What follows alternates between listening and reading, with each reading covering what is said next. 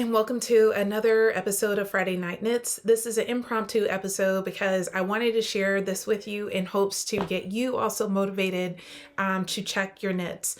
So a few days ago, it could even be a week or so now, I was watching an episode of Andrea Murray's where she's talking about different patterns and answering questions, and just her stereotypical episode. And one of the questions was about maintaining your space in order to prevent moths or other insects and getting into your wool, and how to care for your wool if something like that were to happen. So Andrea Murray recounted her story about when one of the sweaters that she made for her husband was eaten in various places, and how the moths actually devoured the sweater, and what an impact that had on how she did her yarn storage after that. And so after watching the episode, I didn't really give it much thought until I came home. I went to DC for a conference and whatnot, and I came home and I was like, oh my gosh, it's gonna be freezing. This is a perfect weather for fingerless gloves. So I went into my little stash of various projects that I finished over the years that I keep just for myself, and I found the gloves that I was looking for. They were the penny gloves that I made by Petite Knit. The pattern is by Petite Knit, excuse me, and they're called the penny gloves. Really easy, wonderful pattern, and I made like several pairs of them. So I went to go put them on just to make sure they still fit, and I noticed that there was a hole here in the middle of the glove and here in right in between. And initially I thought like, oh, maybe I punctured a hole, because my nails sometimes can be really long and sharp, and so I thought maybe I punctured a hole. But then I was looking at it closely, I realized like that wasn't a hole, that was somebody having a good meal on my yarn. And so I had one of those like, oh my God, there are bugs in this room. And I've been pretty fortunate. I've been in this space for about 4 going on 5 years now, where I haven't had any major insect issue. We don't tend to have too many moths that get into that get into my home, nor do we have a bunch of little insects that come into the space either, although we are surrounded by trees. That is something that hasn't been an issue. Apparently I was wrong. And so I decided to, clean up my space, and I thought I was doing a good job of it, but then I realized that I actually have not been doing a very good job.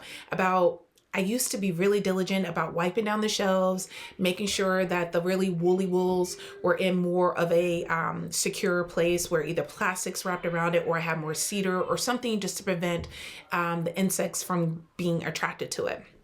And I admit I have been a little lazy and a little complacent, thinking like it's not going to happen, I don't have to worry about that. Well, clearly I was wrong. So I cleaned out the space where those gloves were kept, and I'm like, you know what, I should just do all the shelves. So I went online and I ordered some lavender oil, some sage oil, as well as wipes that was lavender scented infused. Then I then ordered this moth killer. It's by a pretty common brand, excuse me. We use them to kill the termites that's in our yard. We have a really bad, it's not an issue, at least it hasn't been for the last 2 years, knock on wood. Let's hope it doesn't become an issue again. But for the last 2 years, we haven't had termites in or around our house, but that's because we started to use this one product called Taro, I believe it's called. Hopefully you can see that. I'm going to move maybe there. Okay. I don't know how well it's coming off on camera, but this is the brand Terro, and you can use this to hang in your closet, and it's supposed to kill any moths that might be living in your closet. And I decided that since the wool lives in every corner of this room, that not only am I hanging it in the closet, I'm going to also disperse it around. So I had that, I had the cedar, I had the items, and then I started cleaning up. So the bookcase you see behind me is one of the areas I really started with, because I started cleaning in various places, but I decided to concentrate on this one. And the reason why is because I have some really woolly wool over here. Like I have this Lopi yarn that I purchased a few years ago that fortunately I'm keeping. I'm so glad I made a decision to keep it in the plastic, but I do have one that is not in its plastic, and fortunately it does not show any signs of insects in it. I haven't seen any telltale, and I'll show you in a moment one of the telltales that I came across. So I went through the shelves, And as I was going through it, I actually reconnected with some yarn that I completely forgot that I had left over from previous garments that I had made. That, you know how sometimes you buy extra skein or two and you don't end up using it, or you purchase a skein, do a swatch just to see if that's the yarn you want to go with. Well, I had several of those unused skeins just sitting there, as well as some hanks just sitting there in my collection. So I decided just to start compiling a bag of yarn that could be donated to others, whatnot. And I went through the yarn just to make sure I didn't see any remnants or evidence that it had some type of infestation. Hopefully it doesn't. I also wiped it down with some lavender as well, just to be on the safe side. So that shelf became completely clear and decluttered, and I actually end up reorganizing it. So I really like the way it looks. I now have a better view, and it's all sorted by sweater quantity and the projects I had attended. Because often I buy yarn with the intention of using it for a project, but then I will forget the project. And so if I know what project I'm using it for, what I'm making myself do is, let's see if I have one of the Post-its nearby. Here we go. So I have these little Post-its that I usually use in my classroom, but you know, you buy things in large bulk as a teacher. So I have these left over. So what I've been doing is just writing the name of the project I've been thinking of next to it. And if I don't know, I'm just at least trying to keep all the yarn together in case I do decide to do it. So for example, I really want to knit this colorwork sweater by Sari Norlin. It is, oh gosh, it is escaping my brain right now. But anywho, she has this beautiful colorwork pattern that I saw last year that I thought would be excellent. And I have all the yarn that I'm thinking of using for that particular pattern here. Whereas I have this beautiful yarn that I got from this yarn store called Gather Here. I would love to make the Dagmore zipper sweater. That is a highly skilled garment that I know I'm going to have to take my time in doing, which is why it's over there in the corner waiting for me to find the time and confidence really in order to cast on. So with that said, I moved on to this second shelf. So I'm going to turn the camera so you can see along with me.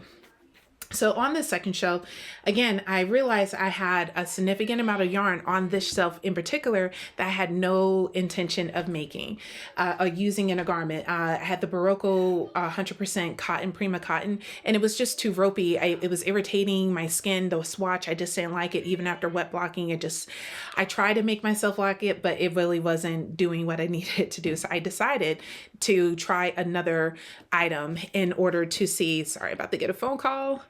There we go.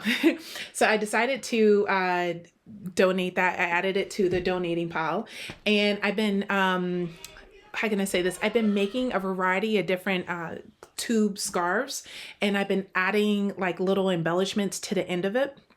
And my goal is to donate those. I'm also been using the Sorrento little circular knitting machine to make hats that I like to donate as well. And so this is some leftover double Sunday yarn that I had. And I thought this will be an excellent donation in order to give someone who is looking for a beautiful, nice merino wool hat. And again, I made sure that there weren't any remnants of any insects. But then I got to the bottom shelf. So I'm going to bring the camera down. I know you can't really see my face when I try to turn. I got to this bottom shelf, and on this shelf, I have some really woolly wool. I mean, it still smells like the farm, so to speak. And believe it or not, I'm trying to see if I can find some evidence of it. Some of the skeins, like this one, for example, still has the hay in it.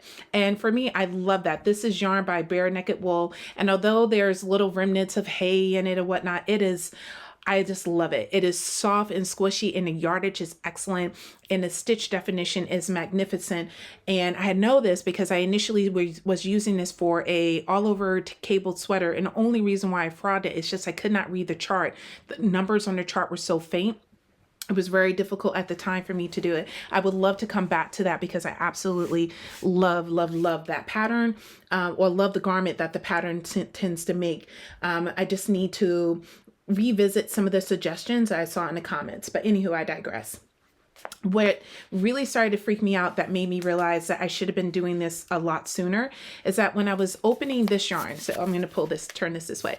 This is yarn I purchased from Pick Up Every Stitch about 2 years ago. It was my first time going to their Road to Rhinebeck, and I saw this beautiful black yarn that I thought would be ideal for the Traveler, which is a pattern by Andrea Amari. I really loved her version that she did as a crew neck, and I thought that this would be perfect for the crew neck. I want to do it just like that. I might add a little embellishment just to break up the single color of it, but this was my yarn.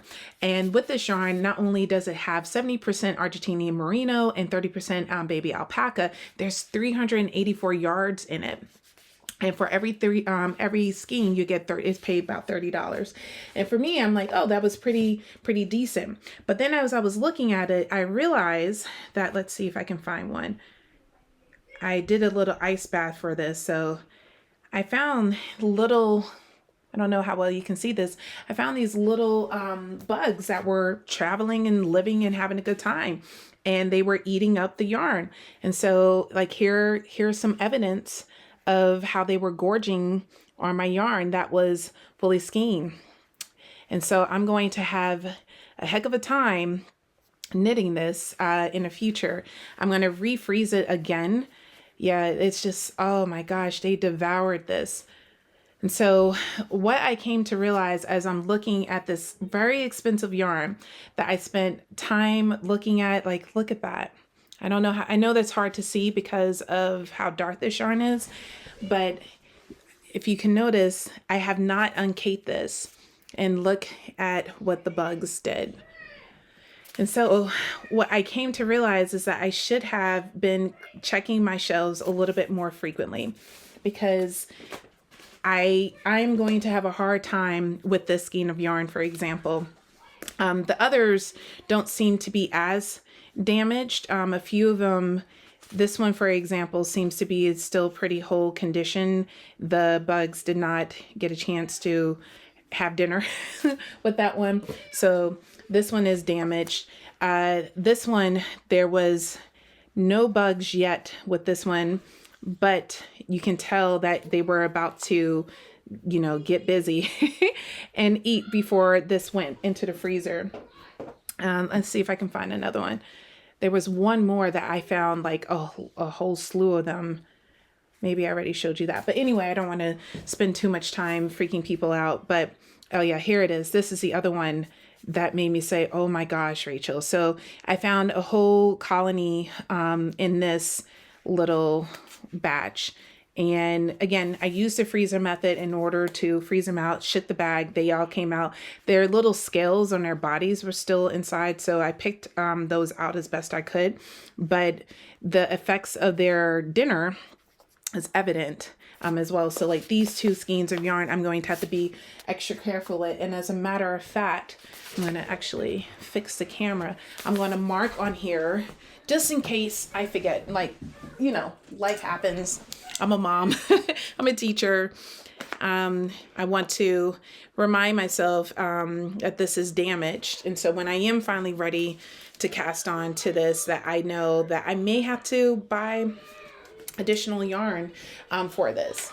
And so that was really hard. So that just got me motivated just to say, you know what, I'm going to really spend some quality time here with my yarn just to get my yarn room back into the space that I need to do.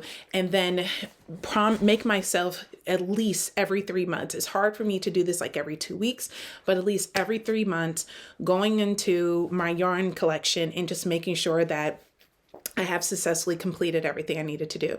So let me show you what else I was able to accomplish. So I know you hear my sons. We're a little closer to the door, so you probably hear them. If you hear them yelling and screaming, I promise you my children are fine. They're just loud. And when I started recording, they were downstairs, but it's like, oh, mommy's going upstairs. Let me come upstairs and be all loud and chaotic. So anywho, with the chaos happening here, this was the area this is where I keep all of my fingering, lace, and sport weight yarn. And I was really, oh gosh, mohair went up my nose. I was really worried about this particular section because I definitely have not been touching this bookcase for any length of time. I actually been ignoring it pretty much. So what I decided to do, I'm actually gonna try to turn the camera so you can see it. Well, maybe I'll just move. Oh, there we go. Haha. So this case right here, this bookcase had a different quantity of yarn. And I realized that the yarn I had there was yarn I was not going to use. So again, I decided to make a little, I'm going to scooch this over. Go, whoops. My husband's going to fuss at me about that. Oh, goodness. So I'm going to show you my donation pile in a second. So I made a little donation pile with all the yarn from this particular bookshelf that I knew I was going to use.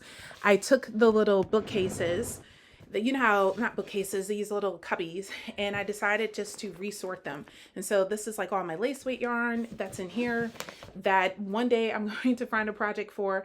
All of my yarn, I'm just going to bring you down.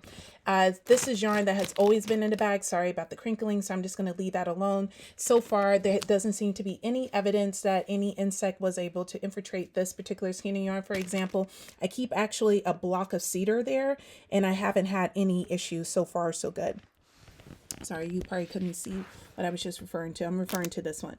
Over here is where I have all of my sock yarn as well as fingering yarn that I plan to use for future projects. Not quite sure what I want to use it for, but I thought it would be better just to put them all together. And again, wipe down the shells, put it all together to make sure. And now I was doing this, cleaning this space up, allowed me to make a little cubby for my wool.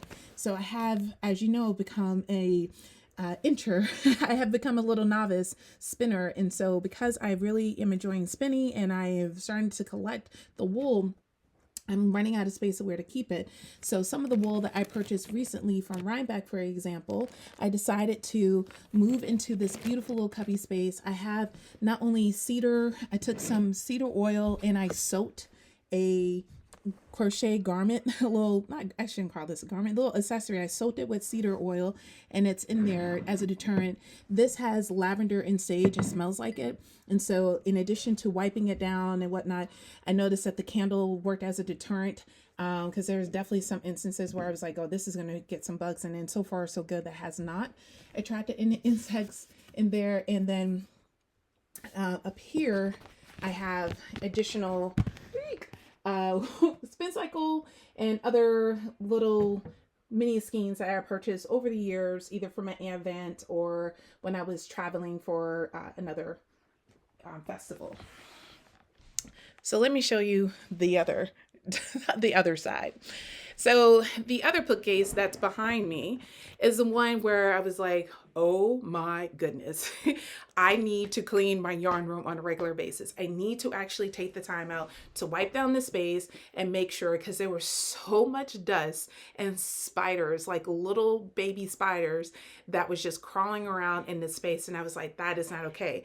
And unfortunately, it was so bad, I actually had to throw out quite a bit because I didn't know what insect it was eating and having a good time, but they were having a feast. And so I was able to dispose of quite a bit of yarn that I thought was just too destroyed for me to keep. And I went ahead and rearranged this bookcase by weight. So all my light worsted weight and DK weight yarn is now on the shelf.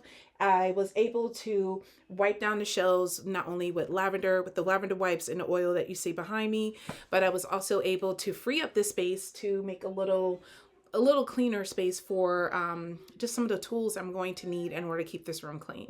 And hopefully I'm able to do so. My mohair is living in this the big ass bag from Black Pearl Magic. And I have yet to have any issue with this bag. There hasn't been any infiltration by any insects, but just in case, because as you can see, there's a little, if someone is determined, they get their little cells in there, those insects. But I also have some cedar oil in here too that I went ahead and I just squirted away and added that to that. So I am going to continue to add that because something else that Andrea Maury had mentioned on her podcast that she read somewhere, that insects can build a resistance to the scent of cedar. And so you may have to, like, refresh it, which makes sense, like every 6 months or so.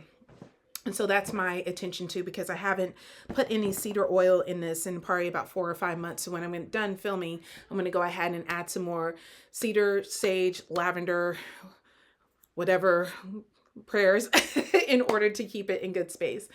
And then finally, because I am new to spinning and I really want to make sure that I preserve this and that I take care of it, I went on to a variety of different stores. I went to Marshall's and TJ Maxx, Wayfair, couldn't find what I was looking for, and had to go on to what shall not be named.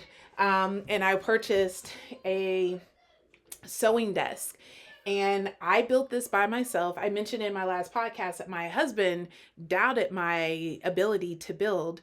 And I was like, dude, I can do this. And he was like, Rachel, I don't think you can. It takes a skilled carpenter to build this. And I was like, I will show you. Just give me your tools so I can show you.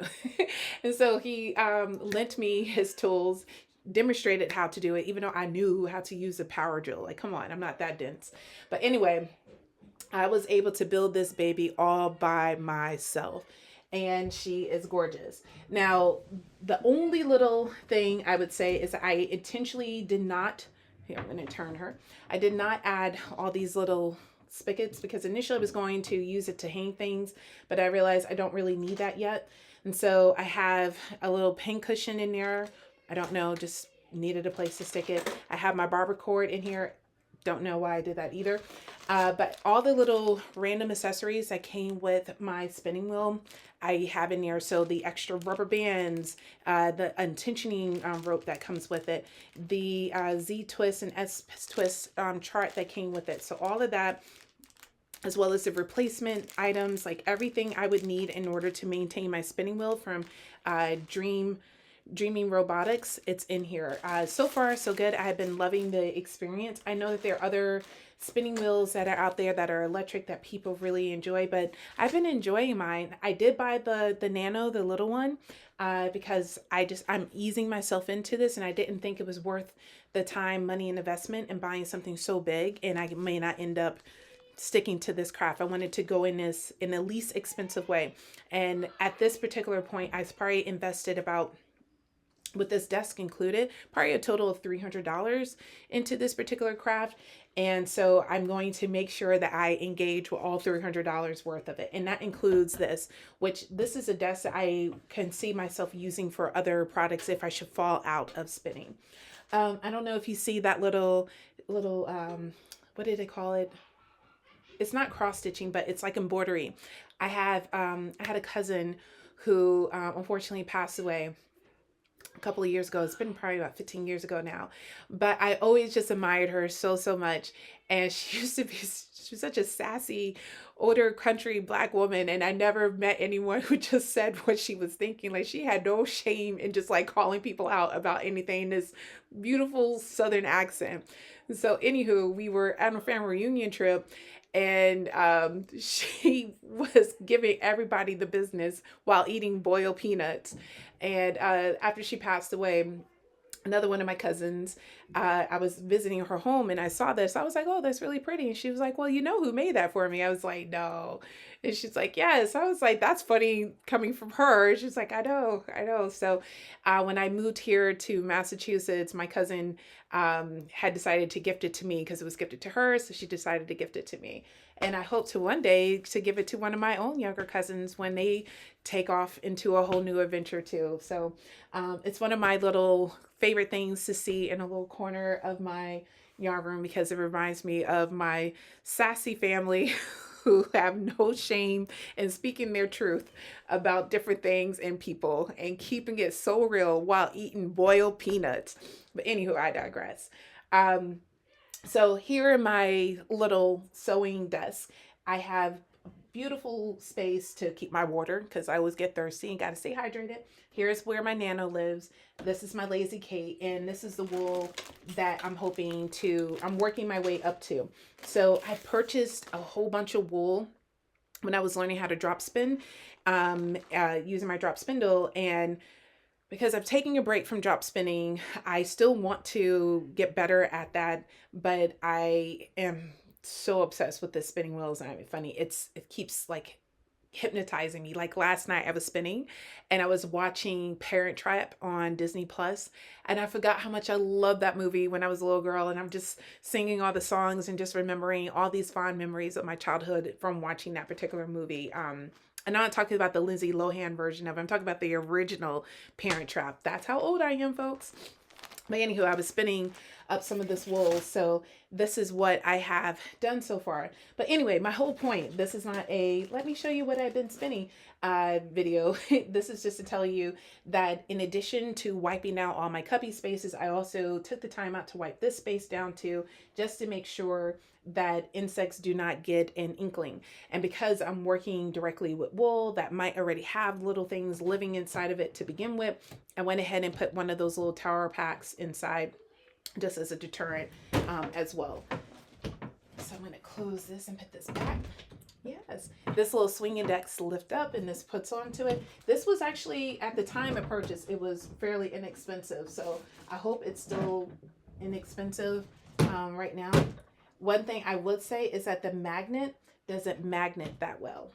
And so you have to get really forceful. I'm actually going to pause the camera because it's going to take me a while to get this. It took a few minutes. It's because I had way too much wool inside. And so I was able to rearrange and get that off and relocate to another and final spot of this room cleaning, rearranging journey.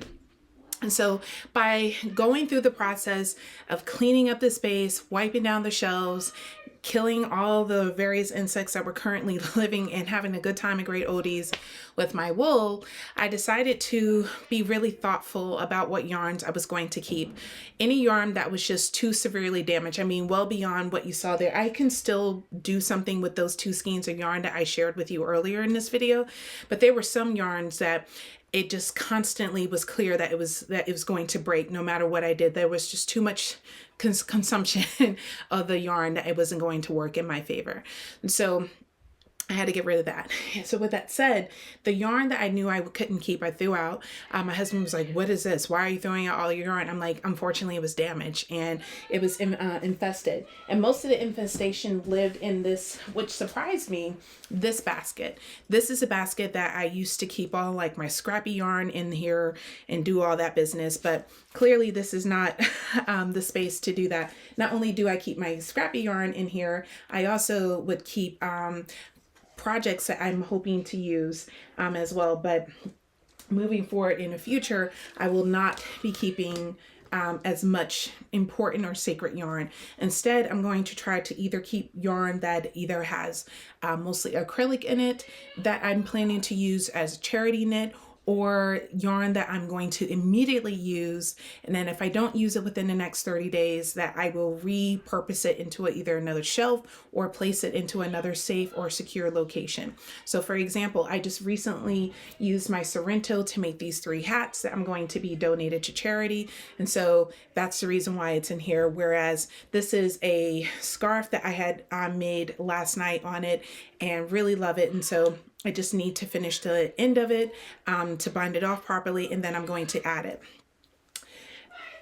That is almost done. And so for some of the yarns that I am really worried about that has a little bit more wool in it, I am adding it to little leftover plastic baggies that I found in my closet that I didn't know I had. And then some yarns that, like this yarn, for example, was initially consumed, but I was able to salvage it where I can still use it. And I added it to another garment. So all in all, this space is now clean and clear. But one of the things that came out of this cleaning, because I'm not going to lie, initially I was heartbroken because I really thought I was doing a good job of keeping my space clean. And then I realized I clearly wasn't, and that as much time, money, energy, research, etc., traveling that I've spent doing this experience and finding the right yarn, I was a little disappointed in myself that I let this happen. And so I was definitely feeling a little emotional. And I know it sounds crazy to be emotional about your yarn, but it's because I spent so much time and money and energy on it. I was like, oh no. But as I was going through this, it also allowed me to reconnect with yarn that I was very dismissive of.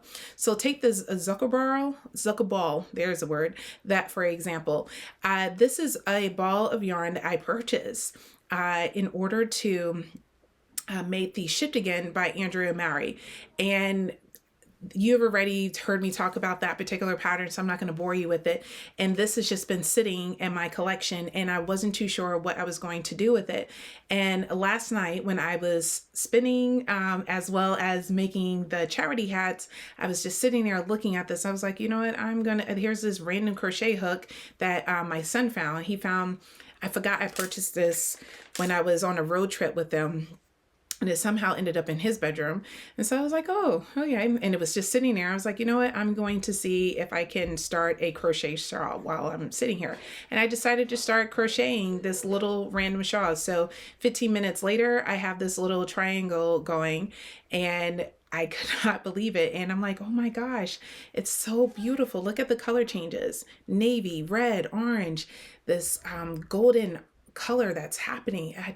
I'm in love with it. So I'm going to see what I will end up producing. So I have both balls of yarn. This is what I initially was using in the Shift Again. Here's the rest of it. So I cannot wait to see what's going to happen with this. But with this journey, is what I'm trying to say, is that it allowed me to rediscover yarn that I forgot about, and that allowed me to fall in love. So for example, this is a cone of yarn that I purchased from Pearl Soho. And as I was cleaning my worsted weight shelf, I was like, oh wow, why haven't I used this? I'm like, I thought it was too itchy. That was my initial thought when it came out of the packaging. I was like, it's too itchy, I can't use it. And this was a waste of $100. Because I bought it on sale. It's usually like $129, and I got it for $99. Right now it's on sale for 25% off, and it's $109. So you know how tariffs and all that stuff is going. So if you want to, go buy it if you can. So I decided to make some beautiful scarves with it, because again, I was really dismissive. I was like, there's no way I can do anything with it.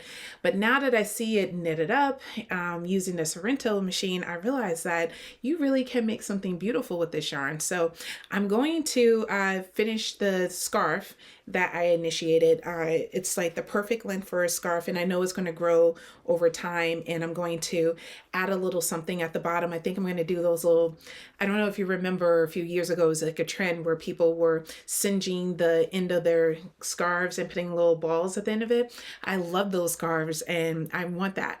So I'm going to do that for these two as well. So I'm really excited about this, and it's so warm, and it's a lot softer than what I thought. But again, it was just sitting there. I completely forgot about it. It was tucked in a corner and on the bookcase. I wasn't seeing it at all, and wasn't feeling inspired by it. And I was randomly decided to put it on the Sorrento machine, thinking that it was going to be a yarn that was going to be just easy to give away because I wouldn't like it. But instead, I'm now falling in love with it. And now I don't want to give it as a gift knit where I was initially thinking. And then I came across knitting needles from my earlier days of knitting.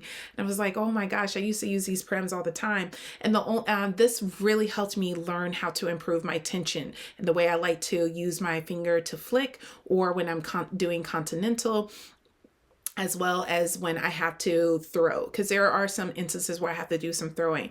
The only reason why I stopped using these needles is because it would start to catch on some of the yarn I was using from time to time. But all in all, this brought me so much joy, and it built my confidence as a knitter as well. So I definitely miss my my Prims.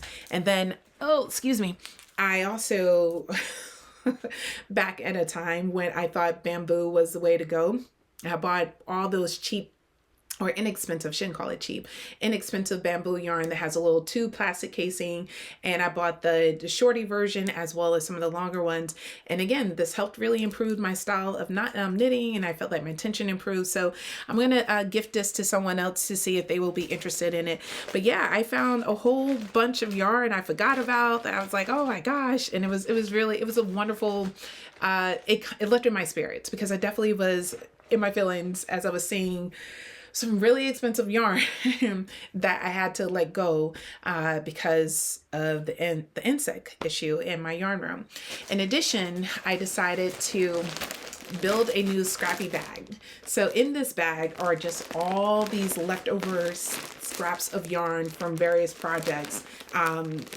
Here's I have two of these, two little, I say about 10 to 15 grams a ball of yarn for the what is it? The rainy days sweater that I made by Sorry Norland.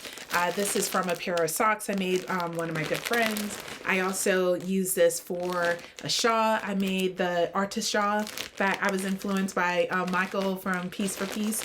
And so this yarn here at the bottom, I don't know how well you can see, and I'm so sorry for the crinkling. This yarn at the bottom is actually from my very first knitted garment. By that point, I had made less accessories like scarves and hats, but that was from my very first garment I ever made. I heard a sound. I was like, what was that?